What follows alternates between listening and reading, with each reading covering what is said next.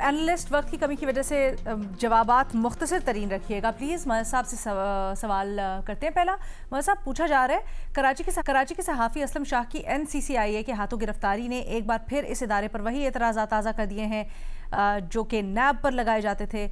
کیا NCCIA کا یہ انداز کارروائی قابل مذمت؟ دیکھیے یہ میڈیا کے لیے بہت بڑا تھریٹ ہے کیونکہ اب بات خبروں تک آ گئی ہے. میں نے کیسز بھی بنتے ہیں، سب کچھ بنتے ہیں، لیکن جس طرح کرمنلائزیشن کی جا رہی ہے پیکا لاء کی، جس طریقے سے چیزیں کی جا رہی ہیں، یہ بہت بڑا تھریٹ ہے اور اس کو تمام میڈیا آرگنائزیشن کو دیکھنے کی ضرورت ہے. کسی نے ایک خبر فائل کی، جو ہمیشہ ہوتا ہے پرنٹ میں، الیکٹرانک میڈیا میں ہوتا. طریقہ کار جو رہا ہے وہ یہ رہا ہے کہ آپ خبر کی تردید کرتے ہیں. اب یہ اس کیس میں ایک واٹر بورڈ نے ایک کمپلینٹ کی اور اس کمپلینٹ پہ آپ نے اس جرنلسٹ کو گرفتار کر لیا. یعنی ایک خبر غلط ہو سکتی ہے، اس خبر کی آپ تردید کرتے ہیں، اخبار سے کہتے ہیں کہ آپ اپولوجی شائع کریں. اپولوجی سے اگر آپ یا تو رپورٹر اپنی خبر پہ کھڑا رہتا ہے یا ادارہ جو ہے اپولوجائز کر لیتا ہے.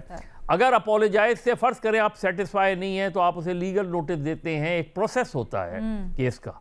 یہاں تو بالکل ایک جیسے ایسا لگ رہا ہے جیسے وہ رپورٹر کرمنل ہے، آپ کرمنل کی طرح ٹریٹ کر رہے ہیں. اور یہ اس سے پہلے ہم نے فرحان ملک والے کیس میں بھی دیکھا اس طریقے سے.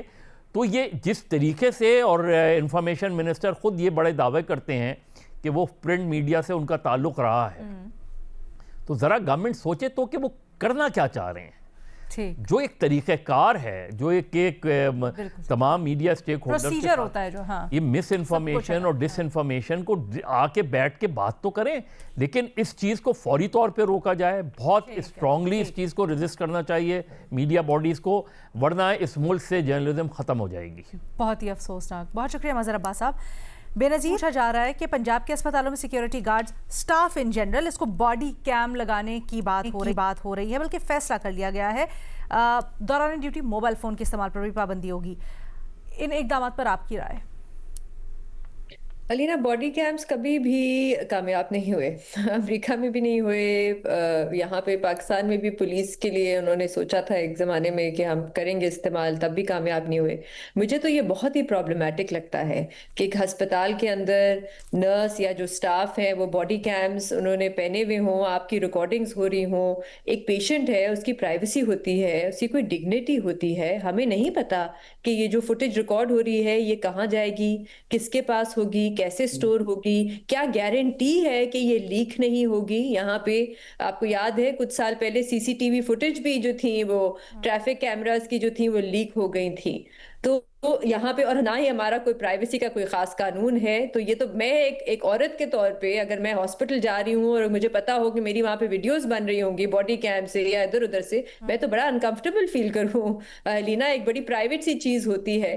دوسری بات جو موبائل فونز کی ہے، یہ تو میرے خیال سے ہماری جو ریاست ہے ان کا ہر چیز کا سلوشن یہ ہوتا ہے بیوروکریٹس کے لیے سوشل میڈیا بند کر دیں، فون بند کر دیں. ہسپتال کے جو سٹاف ہے ان کے لیے فون بند کر دیں. بھائی وہ کوئی اسکول کے بچے ہیں جو وہ فون نہیں استعمال کر سکتے. کسی کی کوئی ایمرجنسی ہو جائے، کسی کے گھر سے کوئی کال آنی ہو، کسی کو کوئی انفارمیشن چاہیے ہو، کہیں پہنچنا ہو، بہت فون جو موبائل فونز ہیں اب وہ بہت ہی ایک اہم حصہ ہے ہماری زندگی کا. تو میں بالکل بھی اس حق میں نہیں ہوں. یہ میرے خیال سے صرف آپٹکس کے لیے ہوتے ہیں، میرا خیال نہیں ہے کہ یہ امپلیمنٹ بھی ہوگا. ٹھیک ہے. اچھا ایک چیز، کیونکہ آپ نے امریکہ کی اگزامپل دی، گو کہ باقی اسپتال کے اوپر تو نہیں، لیکن امریکہ میں باڈی کیمز جو ہوتے ہیں پولیس افسران لے کے لگائے ہوتے ہیں اور اس کے لیے بڑی important footage. George fluid case میں ہم نے دیکھا میک اور بریک تھا وہ فوٹیج ایویڈنس، اور بڑا اہم ثابت ہوا. تو امریکہ میں تو بڑی اہمیت کا حامل تھا پولیس ڈپارٹمنٹ کے لیے خاص طور پر. یہ علینا اس کے بعد کوئی خاص ڈفرنس کو جو فرق پڑنا تھا اس قسم کے جو کیسز ہیں جو ریس ریلیٹڈ کیسز ہیں، اس سے کوئی خاص فرق نہیں پڑا. شکاگو میں انٹروڈیوس ہوا تھا، اس کے بعد دوسرے اسٹیٹس نے کرنا تھا بٹ رول آؤٹ نہیں ہوا. تو اس کا مطلب کہ اتنا کامیاب نہیں تھا یہ پروجیکٹ. ٹھیک ہے. تھینک یو بے نظیر، تھینک یو سو مچ. اعزاز سید صاحب سے پوچھا جا رہا ہے 22 اسلامی ممالک نے اسرائیلی عہدیدار کے صومالی لینڈ کے غیر قانونی دورے کی سخت مذمت کی ہے. سوال یہ ہو رہا ہے کہ کیا اسرائیل پر اس کا کوئی اثر ہوگا؟ بالکل اثر نہیں ہوگا علینا. اس کی وجہ یہ ہے کہ اسرائیل اپنے اسٹریٹجک مفادات کو اپنی طاقت کے ذریعے، اپنے طاقت کے بلبوتے پر آگے بڑھاتا ہے. وہ سفارتی جو بیان بازی ہے یا سفارتی رد عمل، اس کے اوپر زیادہ توجہ نہیں دیتا. اور ویسے بھی مسلم ممالک کی طرف سے جو بیان دیا گیا ہے اس کا اسرائیل کی طاقت کے اوپر تو کوئی اثر نہیں ہو رہا، نہ ہی اسرائیل ڈپلومیٹکلی آئسولیٹ ہو رہا ہے. جو سچویشن تھی وہ پہلے کی طرح ہی ہے اسرائیل کے لیے، لیکن اسرائیل کے جو اسٹریٹجک مفادات ہیں وہ آگے ضرور بڑھ رہے ہیں. تھینک یو سو مچ محمد علی صاحب. امریکی جریدے کے مطابق چین پاکستان کے علاقائی معاملات پر فعال حکمت عملی کو مثبت طور پر دیکھ رہا ہے، خاص کر افغانستان سے متعلق جو پاکستان کے روابط اور پاکستان کا اصولی سٹانس ہے. آپ کے خیال میں کیا یہ مددگار ثابت ہو سکتا ہے؟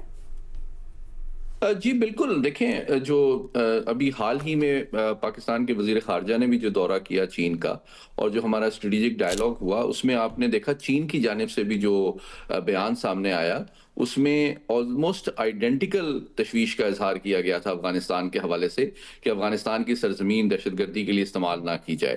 تو پاکستان کا جو موقف ہے افغانستان کے حوالے سے، جو توقع ہے دہشت گردی کے خاتمے کے حوالے سے، وہ چین بھی شیئر کرتا ہے اور دیگر ممالک انکلوڈنگ امریکہ اور ویسٹرن کنٹریز بھی کرتے ہیں.